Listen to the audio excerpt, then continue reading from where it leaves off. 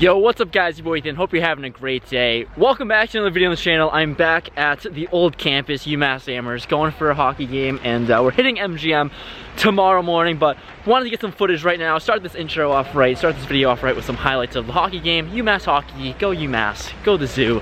Hopefully gonna get some drone footage as well, so hopefully you enjoy the B-roll, hopefully enjoy the clips, and anyways, we're gonna go into the game, see what happens. And after that, we'll play at MGM tomorrow morning, so let's go ahead and do that.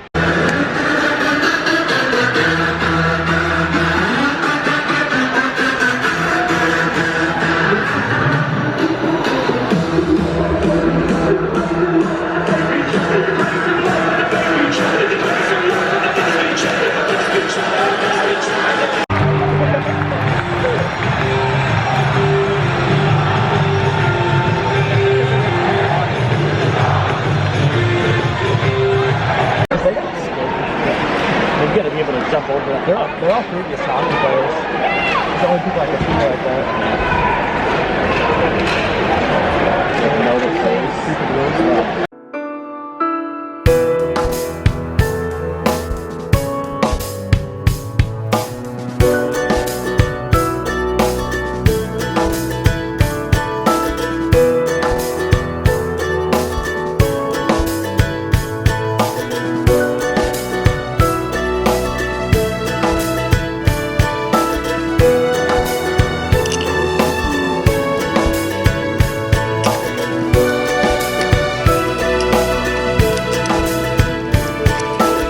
Yo, just got here at MGM. It's the next day. UMass won the game in convincing fashion. It was Cale Makar-Knight. He was supposedly in the building and he came back to UMass. But anyways, whatever. That was a cool day. UMass winning hockey. It's always a good time. Here at MGM, let's get some hand footage for you guys. Let's hop into a session. You're gonna play some 1-2, most likely. I've thought about maybe jumping into the 5-10, been buying in for the minimum and just kind of messing around, but that sounds dumb. But let's go hop into the 1-2, we'll get some hands in here, and let's get on to this video. The first hand we look down at, the first hand that we'll go over in this video, we have Pocket Queens in the small blind. One of the most active players on this table opens it up to $12, and we get some more action behind him as 3 players make the call. Action's on to me here with a ton of action my way and especially out of position. I go ahead and 3-bet this on the bigger side to $70. The pre-flop raiser jams his stack of 103 and it folds all the way back to me. Easy call against a super active player, and also for only $33 more. We're going with it. We make the call and we go to a run out. The flop comes King 3, 8, 2 hearts. The turn is another 8 and the river is a 7. Not feeling amazing about the queens, but sometimes we could be good here, and he shows ace king of diamonds, so we lose that one first hand of the day.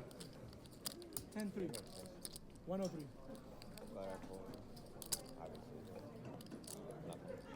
Next hand here, we have pocket sevens under the gun with a button straddle. I open things up to $20 and only the button makes the call. So here, off to a flop, button can easily have a super wide range. Flop comes king 6, 3, 2 clubs, and here just going to c-bet $20. There's one card to my over, but I could be ahead so often here, so bet $20 and he makes the call. We are off to a turn, which is an 8 of spades, and here I check. He throws out a bet of $25 and super priced in, probably betting super light, probably on a draw. I go ahead and make the call, and we're off to a river, which is another 6. So the second pair on the flop is now paired, and we don't really beat a whole lot here. I check. He does not have a huge stack. He jams his whole stack in for a total of $51. And yeah, super priced in to call with pocket sevens, but not really finding a hand I beat. I go ahead and just fold, and he shows me the 6 of diamonds, so he looks like he got there on the river, and we lose that one. Hand after that is king 10 of spades in late position. There's a limper to a middle position player who raises things up to $5. A big stack makes the call to my direct right, and here in position of both players, not really going to be playing this hand for $5. Definitely strong enough to, I guess, 3-bet, or you can call this a 3-bet here. So I go ahead, 3-bet to $25. The on the gun limper makes the call, and so does the pre-flop raiser. These players are both of the loosest players right now on the table, and we're going to go to a flop. We're in position. Flop comes ace 8 to 2 spades out there, so we got the nut flush draw, and definitely can rep this ace. So when it checks to me, just going to make a standard C bet of $55, and both of them fold pretty quickly. 55.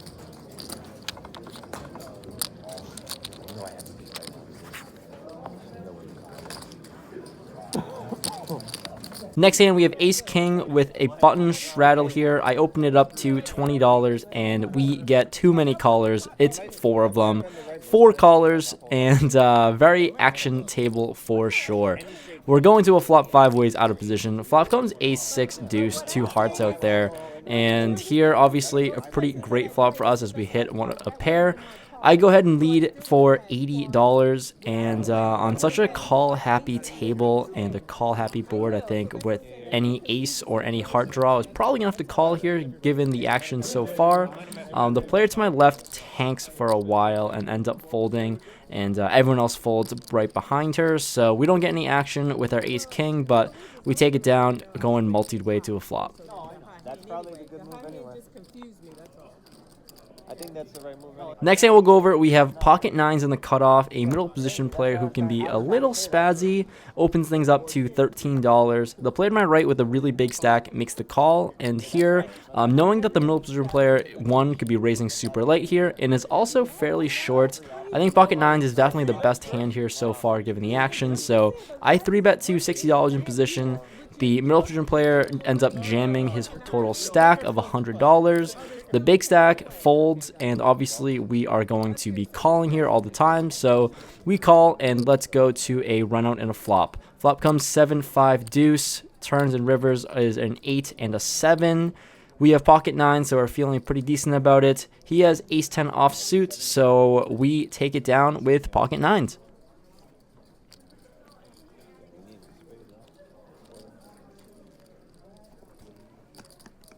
Hand after that, king jack offsuit in the cutoff. An early position player limps. The player to my right raises to $15.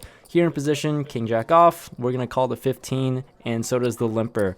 We're off to a flop 3 ways. Flop comes 6, 7, jack, 2 clubs out there.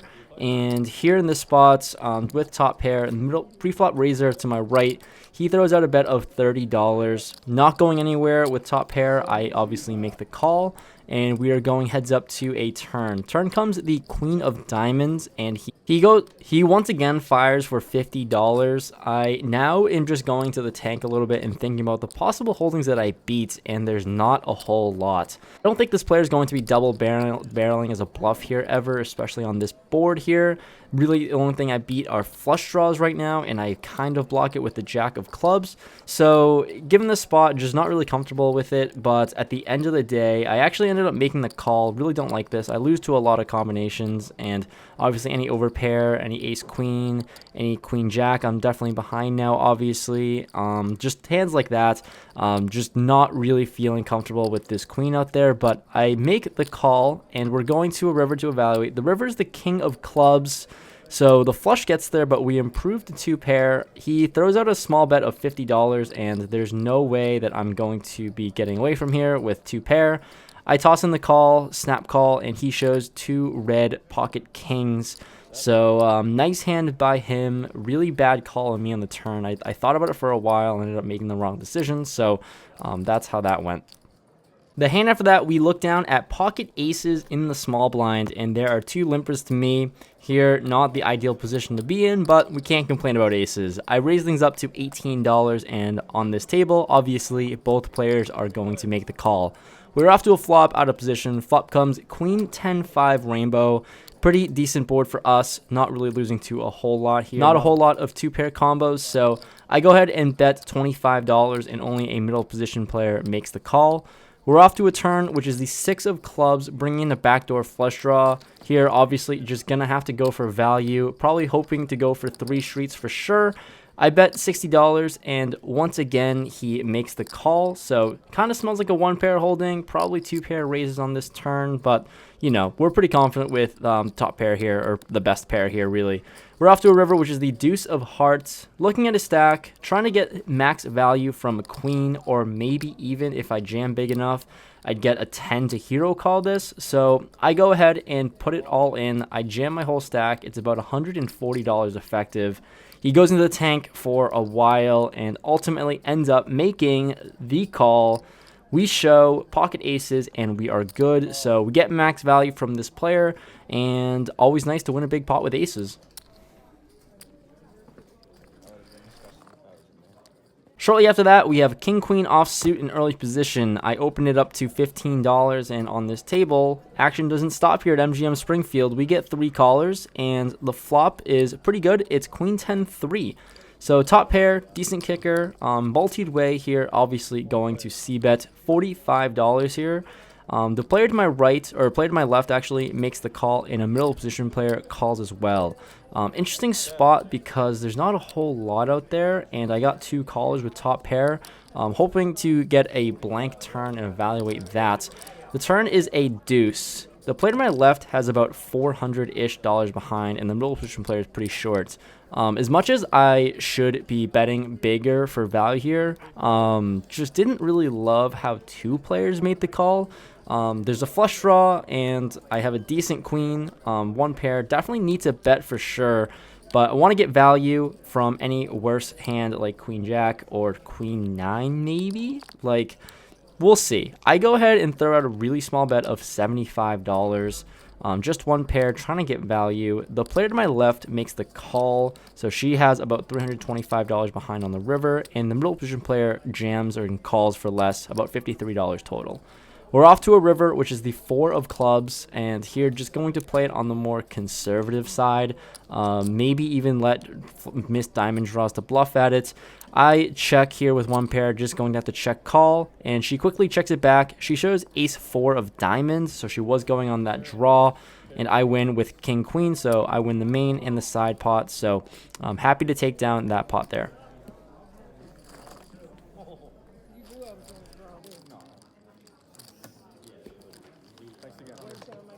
We've been running pretty well, and we're on to this hand under the gun where we have ace queen of clubs with a button straddle. The player to my right, the big blind, opens things up to $20. He's sitting on a really big stack covering me. I'm probably playing somewhere between 1400 effective at this point, something like that. So I go ahead and 3-bet to $60. A very loose cutoff makes the call, and the big blind, like I said, huge stack, makes the call as well. So we're actually the 3 biggest stacks on the table. We're playing in this pot, and we're going to see what happens. The flop comes queen, jack, 6, 2 spades, and a heart out there. And here it's flopping top pair, obviously, definitely going to be betting here for value. A lot of draws out there, a lot of hands I can get value from. So I go ahead and bet $75 when it checks to me. The cutoff makes the call, and the button folds. So we're off to a turn, which is a king of hearts, bringing a backdoor flush draw with the hearts out there, and this card is just not that great for us. We lose to king queen, we lose to king jack, we lose to a lot, and also brings in more draws out there as well. But so with all that out there and basically second pair now, I go ahead and check, just pot controlling, not really feeling comfortable betting here. It seems like it's absolute suicide. I'm only getting worse, and I'm only getting better to call. So I check, and he checks it back. We're off to a river, which is the 6 of diamonds. Action once again goes check, check. He announces that he has a jack, and I show and win. So made a pretty light call there. Happy to take it down, happy to get some value on the flop, and not too bad.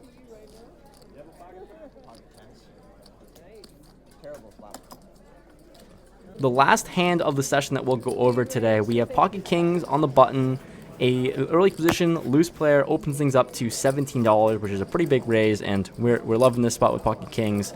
The player next to act makes the call. We get more action, and the player to my right 3-bets to $50. And he hasn't been playing a whole lot of hands. Really interesting spot here on the button.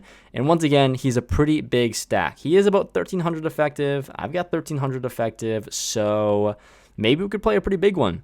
Here, kings on the button, going to be 4-betting here. Sometimes I could flat, maybe. There's some merit to flatting for sure since we're so deep, but because we're so deep, 4-betting makes the most sense. I go ahead and 4-bet to $175, and action pretty quickly folds all the way back around to him. And not really thinking too long, he just rips his whole stack in. Wow.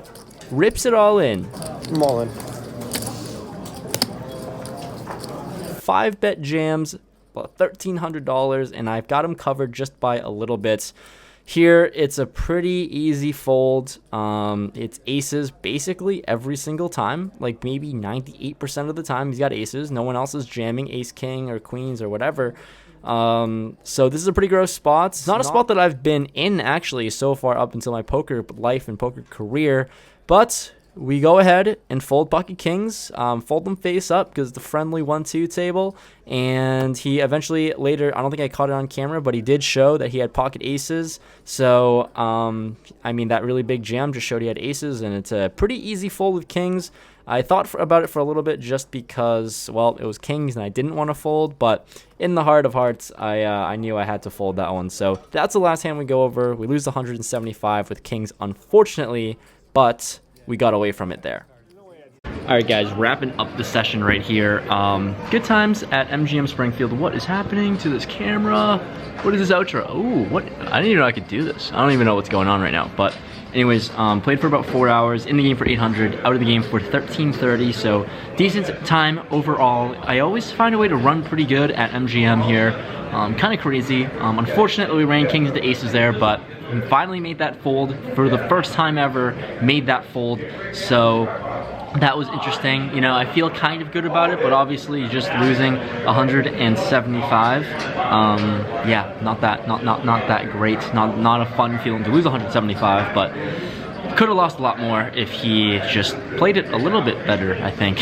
You just can't 5-bet jam that. It's so deep, like it's crazy. But pretty easy fold for us, and a good trip overall to Western Mass. Anyways, hopefully enjoy the video, hopefully enjoy the table footage. It's always cool to get table footage for you guys and add that to the vlog. I think it just increases the production quality so much. But anyways, thanks for watching. Leave a like if you enjoyed. Check out all of my other YouTube channels down below. Hopefully enjoyed the drone footage too from earlier. Really happy that I got a drone from Black. Really happy that I got a drone on Black Friday, so that's super cool. I'm gonna incorporate that in every single vlog from now on because it looks dope. But anyways, I'll see you guys later. Peace.